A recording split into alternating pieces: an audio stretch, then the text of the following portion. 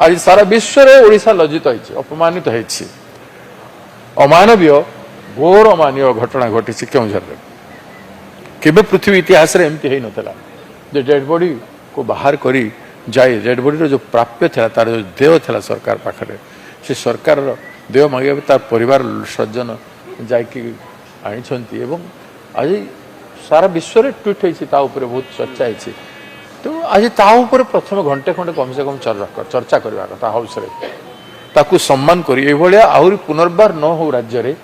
कौनसी व्यक्ति सहित कौनसी गरीब लोक सहित बोली घंटे प्रथम आलोचना करंतु तापर आसंतु सेटा ताहेले आमे आमे मानववादी हिसाब से जदि हम भावुछु बेले प्रथमे सेटा चर्चा करंतु तापर गाली दियो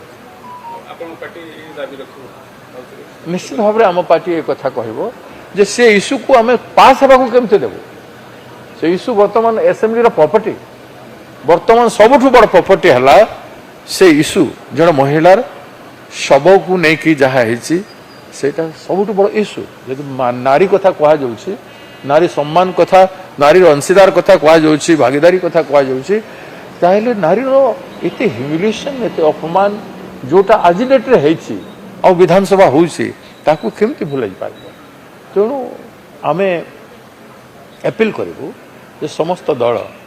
प्रथम घंटे तापर चर्चा करंतु भविष्य में कौन साहस करेनि कौन लोक एभली अमानवीय अमानुषिक जिनिस करने।